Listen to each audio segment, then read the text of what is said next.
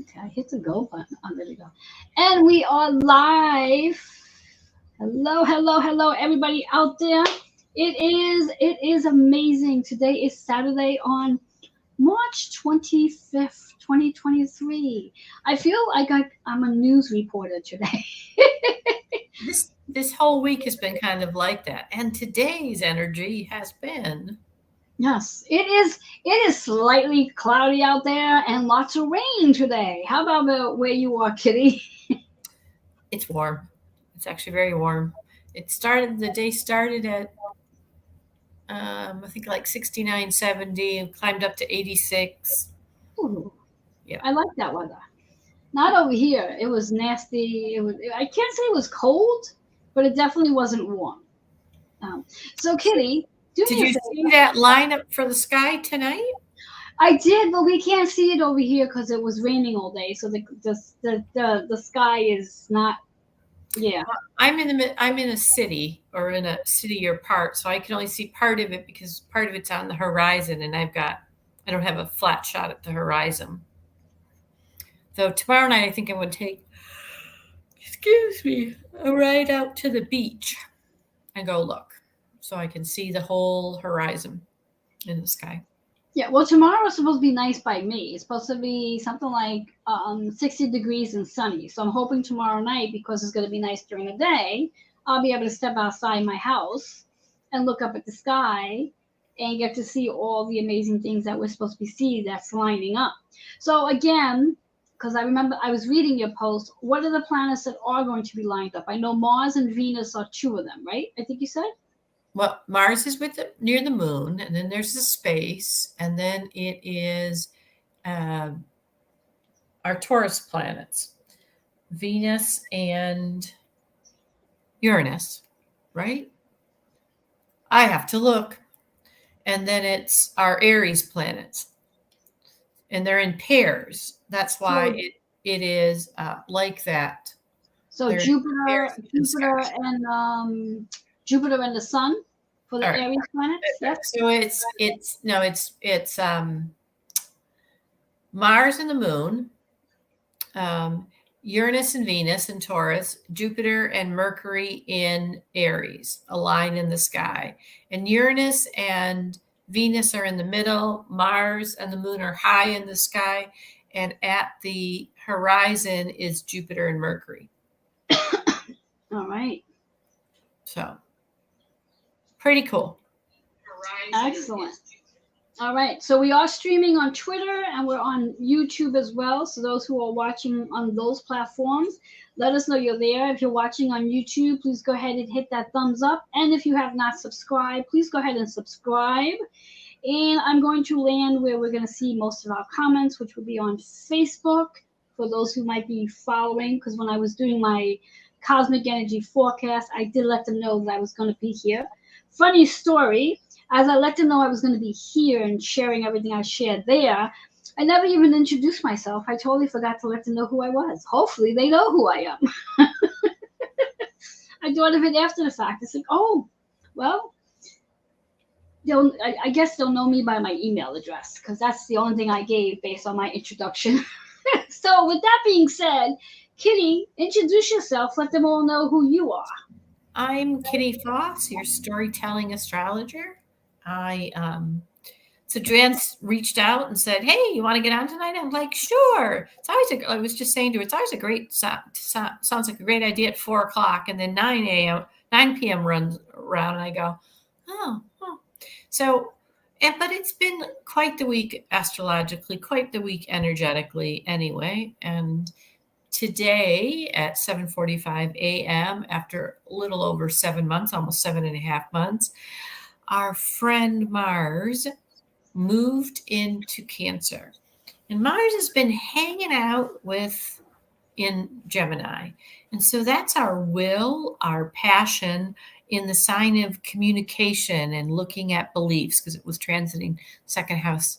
Um, and so it's our the will of our beliefs.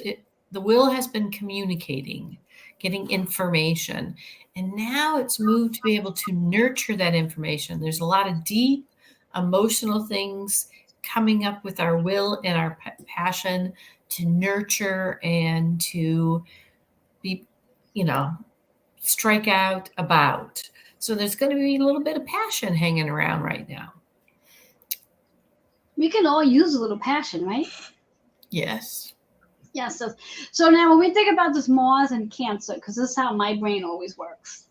Now, we also want to look at our own personal charts as well to see what is going on and where Mars is and what's going on where Cancer is and the houses. Is that correct? Because that's how my brain works. Yes. So if you look at your own Mars, like my Mars is in the 7th house. It's actually in Cancer. And so this is kind of a home placement for me. What am I passionate about? Where the deep emotional, and it's just come out of all of this time about communication and looking at our beliefs and experiencing what our beliefs are. And now we have a kind of a time to nurture them. If these are our beliefs, how do we want to live? How do we make sure we match what that is, where we want to put our will? How do we get that going? So, and mine's in the 7th house, and mine's in the house of relationship. Yes. So. Yes. And my Mars is in Aries, and that would be in the I have to do the song in the 10th house.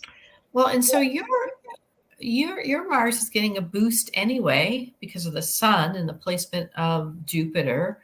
And so this for you is really going to be kind of nurturing your native energy to boot, because it's kind of a double Aries energy, Mars and Aries, and in the time of Aries and the 10th house of Capricorn. So some interesting beginnings for structures for you. Yes, and I feel like I'm feeling this. Does that make any sense at all? I feel like I'm feeling. Yeah. I feel like I'm feeling this. Yes, it is. Yes. And to put it out there for those who are watching, and if you're not familiar with how Kitty and I play, because this is what we do. We play. By now I'm sure you all know that I'm very familiar with astrology and how it all works. But Kitty has this just special little gift that she just gives a beautiful story to astrology. So it's not just about, it's the 10th house of this and it's in Aries and how I tell it. Kitty gives it's like a little sweetness right on the top, and she just says it so what's the word I'm looking for? So exact. There's the word. So exact, which is why when Kitty and I come to play, I always say to her, all right, so what does mine mean? Because I know what mine means in my head. But when she says it, it's like that light bulb goes off. It's like, yeah, that's what that means. So yeah, yours has got a lot of this persona and energy of you looking at the structure of how you want to step into the world right now. Because you've got that Aries wanting it to start anyway. And now this energy that it's in is to nurture what that is, so yours is it's a pretty strong transition for you. And, I've been reading a little bit about Mars just because it's been sitting in Gemini, and I'm like, well, so Gemini, you had all this time for experience and to look at how we believe and all of that extra energy. And so what is, for Mars? And so Mars is the god of war in the archetype. It's really the Mars of what we're passionate about, what we want to get done, where we put our energy, not so much it's power, but it's not necessary. That's why it used to be actually the traditional leader of Scorpio. But it's not about war. I'm going to kill. That's not the part. It's the warrior energy. Yeah. Here to protect and take care of and do all of those things. So, and then of course we have had the week of Aries anyway, which is all Mars energy. And then this amazing, like I said, Mars is the ancient ruler of Pluto, and Pluto had a big week. Pluto moved into Aquarius. Yes. Yeah, so between the sun being in Aries, Mars rules Aries, and Mars entering into Cancer, and now prior to today, we also have Pluto in Aquarius. So let's talk about that story, Kitty. Well, and that's why I kind of said they're both about the beginnings.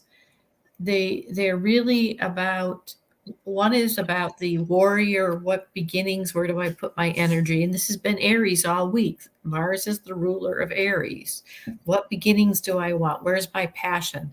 You know, Mars has helped us look at what it is am I really valuing, and am I willing to walk the walk, talk, not just talk the talk, but what does that feel like? And it's not always easy, because it's not always, you know, I've been thinking a lot this week about north and south nodes, because this is that energy of pushing towards my north node. What is it I need? My soul wants me to do. And here we have Pluto. Again, Mars being the traditional ruler of Pluto, though it's Scorpio.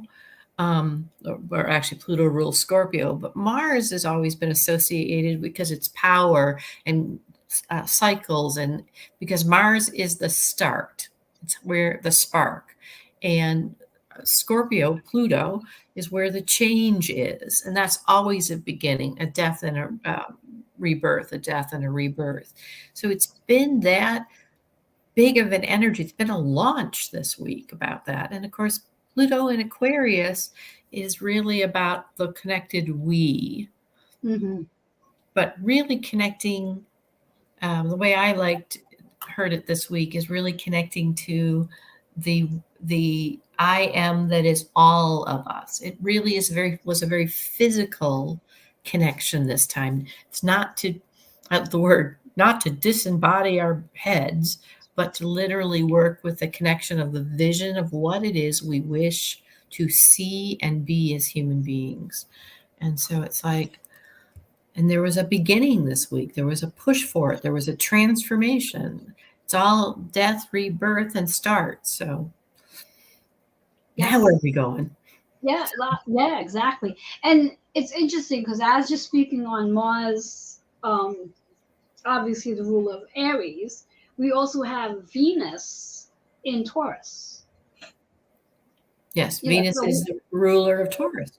Exactly, and Venus is the feminine, where Mars is the masculine energy as well. So I don't know why that came into my head as you were chatting about that. But when we think about Taurus energy, it is about the relationships that we have with all the things, physical and material possessions that we hold on to, that we may not have to hold on to anymore. And it was so funny because as we're speaking on this Pluto ending, and I don't know if I planned this out this way or if it just happened this way, trying to figure that one out. But today I had gone, on a personal note, I had gone to storage because I'm thinking to downsize my storage space that I had taken on back in September, and wanting obviously a smaller space. Yeah, and I still have all the stuff that's in the bigger space. So of course the thing is, okay, so what am I going to do with the stuff that's in the bigger space that's not going to fit in the smaller space? And the answer to that question is I'm detaching myself from the material possessions, and theoretically I'm going to put in the smaller space all the things that I know that I do want, and whatever doesn't fit after I put all the things that I do want in, I'm just going to get rid of them. Yep. That's all I'm going to do. I'm going to get rid of them because it's like, and I feel like that's that Pluto energy in me, encouraging me to like, why am I going to continue to hold the storage space with all the stuff that's in there that in my mind, I'm like, what am I doing with all of this stuff? It's just going to be in there, you know? Right. Well, you know, I mean, it's funny because I had this conversation very recently with a relative of mine. If you haven't touched it since 2017, how much do you need it? Well, when I get, then you'll get new stuff. Because at this point, it's a lot of thousands of dollars to keep it in a box that you're not using. Yeah. And it's so interesting that you say that, because I had the exact same conversation with the gentleman that was showing us the smaller space, and how he was sharing with us on how there are so many people that have storage I was like, well, my philosophy is, there's always a reason why someone needs storage. Like my process was, I need storage because I was taking all the stuff that was in my storefront out, and I didn't have the mindset, the focus point to say, okay, can I sell all of this right away? Probably not. So let me put in storage, get my mind, my thoughts together, so I can then figure out what I'm doing with what I still have. But I knew in my mind that I was not going to be keeping storage for a long time. It was going to be a temporary reason to why I have storage. And I think that's theoretically what most people should do, is when they think about storage, is like, how long do you plan on keeping storage for? And like Kitty just said, and I totally agree with it, if you're going to have your stuff in storage for well over 2-3 years and you never go to that storage space to go and take anything out or put something in, then you don't really need the stuff. You have some sort of sentimental value that you hold on to the stuff for, but think about it financially, what you're really doing with all that stuff that you are sentimentally engaged to. Well, it also is that energetic exchange. That amount of energy to put stuff in boxes for now. As I sit here, I've had stuff in storage for a year, but I'm waiting to move. Yes, that's that to me. I mean, and who am I to say whether it's the right reason or not? But to me, that would make sense, because you have a reason to why you have it there. That eventually you're going to go to the storage space and take out those boxes and probably get there's a plan for the move. It's not open-ended, I hope. Exactly. That's another whole story. That's another whole part of the story. But in this week of beginnings, what are you letting go of in this Pluto into Aquarius? What vision do you have? Is it that I have to have all these things? And it's no mistake to me. I was thrilled. I said this a couple times this week. I was thrilled that Venus was in Taurus to stabilize us. That Venus was looking at beauty and our values and our relationships, those things that are important, that keep us stable, and kind of bringing them forth. So it wasn't a start that completely threw out everything else. But it is a time to evaluate that. Like I said, in my particular case, 2017, June of 2017, 20, 21, 22, 23. That's 6 years. That's 6 years. Yeah, exactly. And I know that you can have a hope that you will have, which is fine, and that's your long-term plan, but you'll get other things then. So exactly. And for me, I mean, it's one of those things where I've literally said to myself, like, okay, how much am I missing what's in storage right now? Am I missing any of it? No, I'm actually not. I'm literally not missing any of it, and it's like, okay, so what do I really need? Like, there are certain things that I do want to keep. But like I said, when I do decide to downsize my 10 by 10, because that's what I currently have, I'm going to downsize it to, I think it's going to be a 10 by 5. So it's half, or 5 by 10. I think it's 5 by 10. I think that's how they said it. Anyway, but whatever going to fit in the smallest storage is what I'm keeping. Whatever does not fit in there, I'm just going to get rid of it. I'm going to literally put it out to trash. And I know where I live, there's plenty of people that drive by, and I'm one of those people that I've done this, where I picked up some beautiful items that were put out on the curb. Recycle, reuse. Exactly. I think there's an expression: someone's garbage is someone's treasure. Yeah. Someone else's trash is someone else's treasure. Yeah. Exactly. So yes, and I think that's this Pluto energy giving us this ability to, what can we get rid of? So we have more energy to breathe. And when we think about storage, I mean, storage is not free. I mean, keeping it, having to pay month after month after month. I could think of a lot of other places I could be putting that money on paying for storage. Other fun things. I mean, that's kind of part of the conversation I've been having as a parent. Like, yes, start adding that up. What you've spent in storage, half of that would have replaced probably most of the stuff you've got in there. Exactly. And really what happens when you move often is other people have things they can give you anyway, because they've held on to, we've become a big, and this is this new beginning. What's the vision of what we want? If I've said I want a simpler life, then I must live a simpler life, which means less things, less clutter, less. If I want to have a more spiritual life, then I must lead a more spiritual life. Yeah. And that goes right along, and again, my personal trainer's hat is coming on. It goes right along with, as we do let go of things, our material things where we declutter, whether it's in a room or storage, we're also releasing that weight that we carry from that.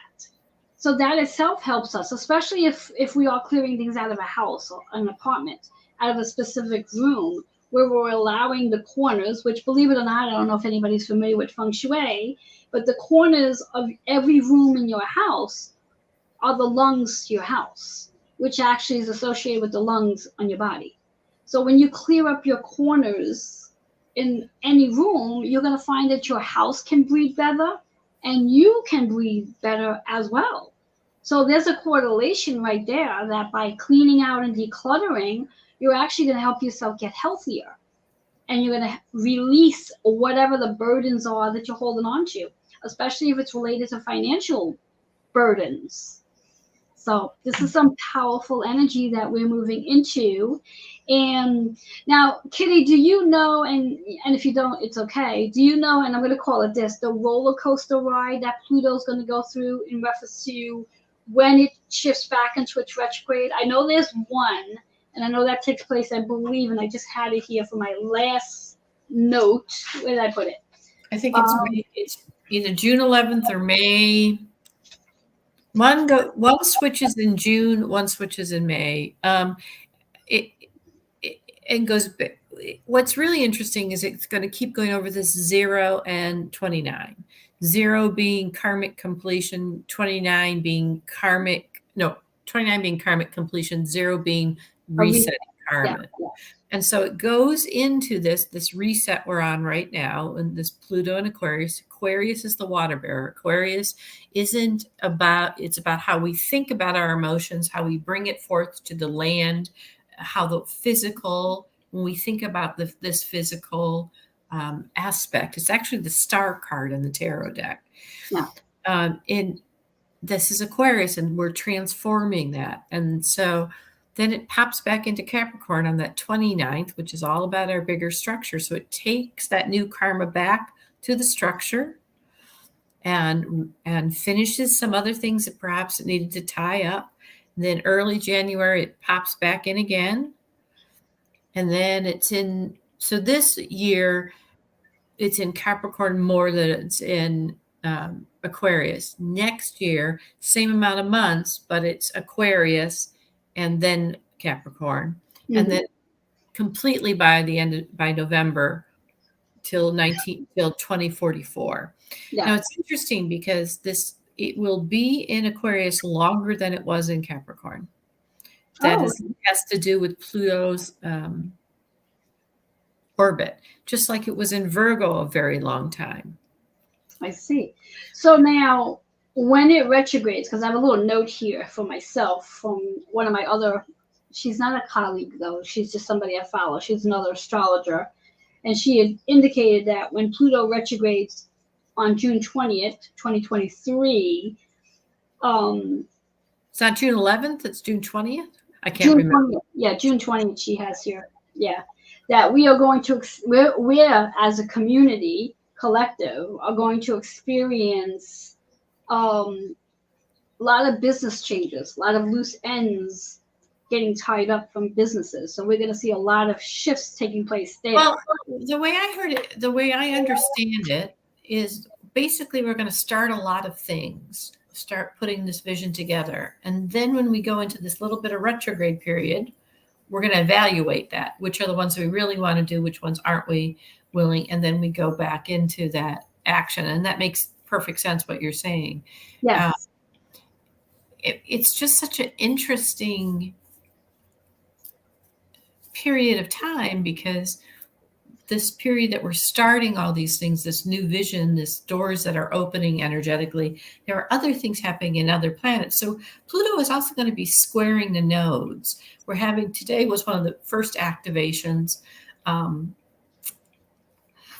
where it causes a square, and it's going to be going through a series of squares. And what people need to understand about the Pluto squares is squares are a place of resistance. So it's going to be highlighting places that need some kind of transformation. There's a resistance there, and that are changing, that like our north, it's squaring the north node. So it's squaring that Taurus stability. So there's going to be some instability in what we value.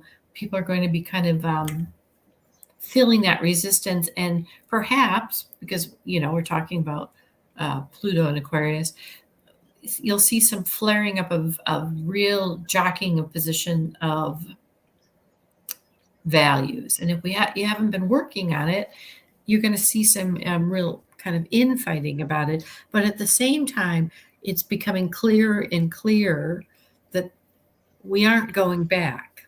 We're not going back to business as usual. No, we're not. In fact, I was speaking to somebody the other day, and I've been seeing a lot of this out here where I am. I don't know if you're seeing it where you are, in reference to money. Like, there's a lot of stores where I am where they are now like posting signs that they would rather you have use credit card or debit as opposed to cash. That they're not accepting. Many stores are not accepting cash out here anymore.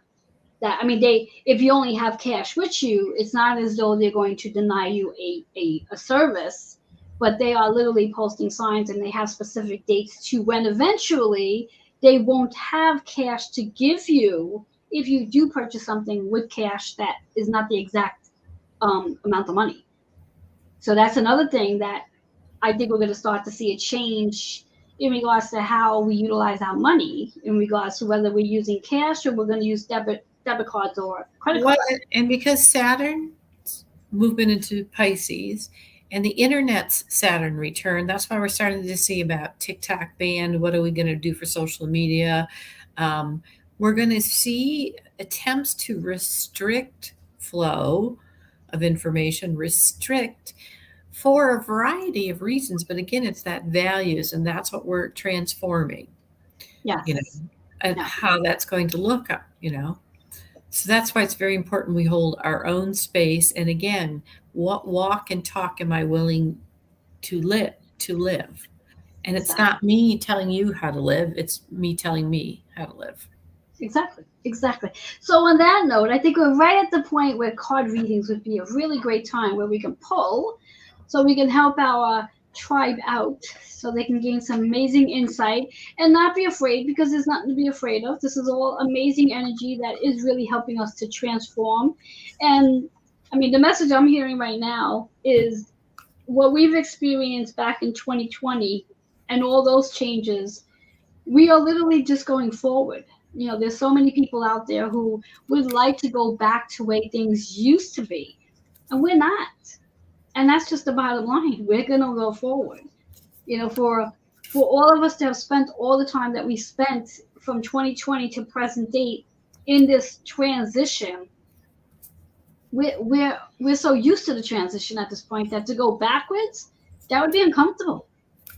Well, it's like having a conversation recently with my sister, who's a teacher. We're talking about AI, artificial intelligence. And, schools first, especially as a former teacher's idea is we're going to ban stuff. Not going to work. Artificial intelligence is here. Now, do we rise and figure out how we're going to work with this? And this is really the time to say, oh, it's going to be, when you participate in how awful something's going to be, that's what you create. It's awful. Yeah, exactly. We can learn how to use it for good, and for learning how to be a we, how to trust a we. That is the I am, that is part of the we are, and that's Aquarian energy. So All right. Oh, this one just came out. Yes, I love the card that just flew out. As you just said, the I am, the we energy. So you can show yours first, and then I'll show mine. Third eye chakra. Ooh, and that's so perfectly aligned with the one I just got. Oh my God. And it says, allow divine insight. Yes. Yes. And because I shuffle too, and we don't make this stuff up, did you show, was there 2 cards or 1? Just one that came out. Okay. Third eye, also, don't make it up. Financial abundance. Financial abundance. And that's what we can actually start focusing on. Financial abundance. Our 1-7, which is that 8, which is what we've been talking about, the Pluto energy associated with Scorpio. Letting go so we can transform into all the new that's about to take place. And just embrace it. Love that.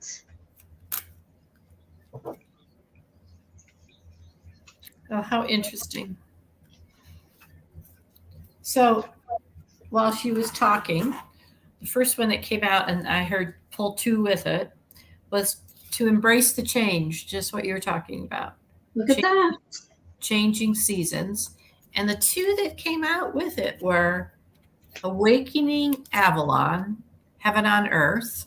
And by the way, the Northern Lights have been amazing. The pictures that have been flying all over the internet today from all over the world, and connect to the sacred realm and connect to the cosmos was the other one. Open to other dimensions. So it's all the dimensions that we're talking about, as well as the sacred realm of how we connect. And that's our changing season.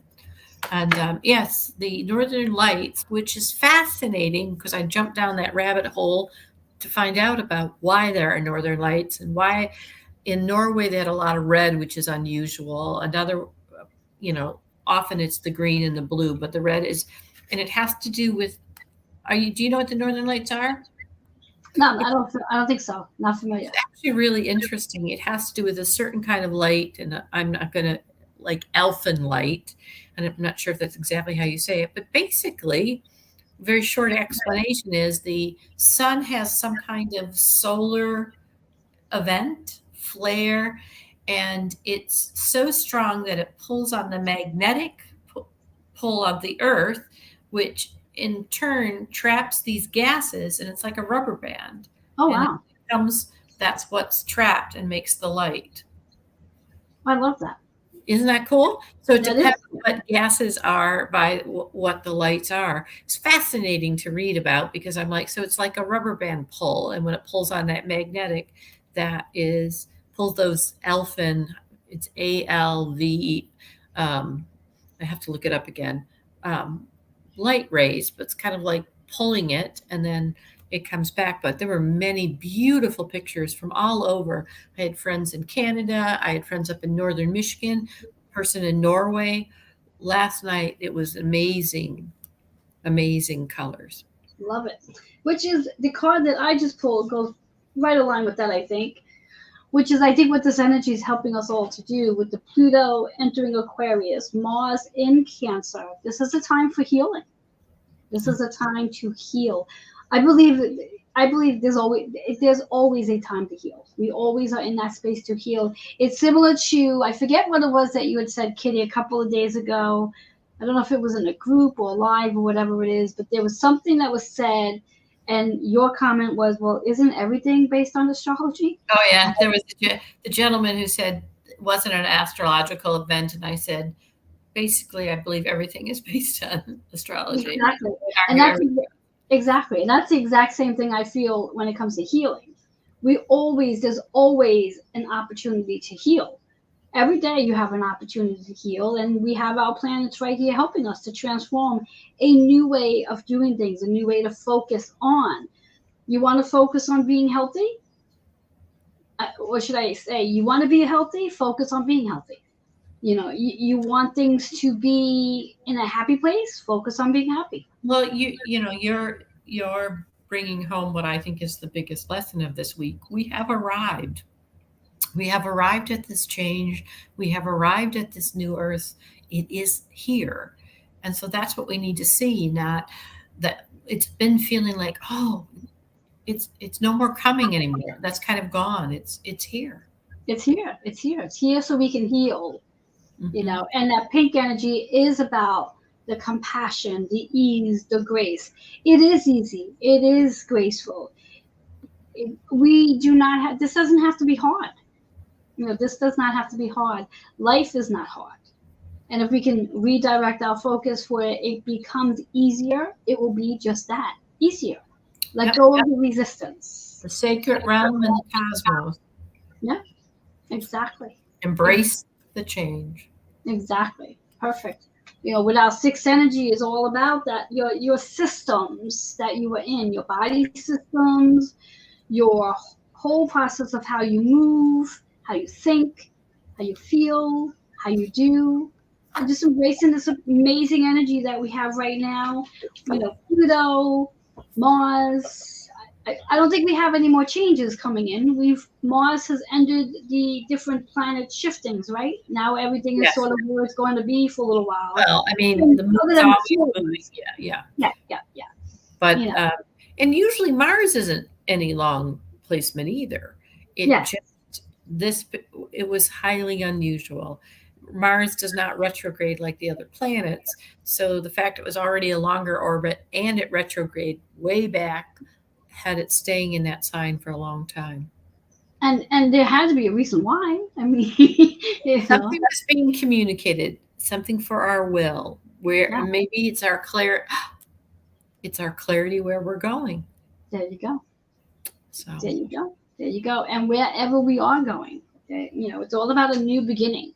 So this is amazing times and amazing energies. And I always like to come and have fun and play with Kitty in reference to how she shares the story of astrology with each and every one of us. it was such a week.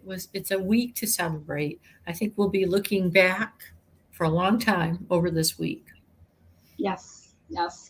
No, and there's still so much more to come because it's just the beginning. So, it is. yes. But we've come. We've arrived. We've arrived. There's some kind of full shift. Yep, we've arrived. Yeah. Because it is in the present and the now that these changes are happening. Exactly. Have to happen. Exactly. I heard it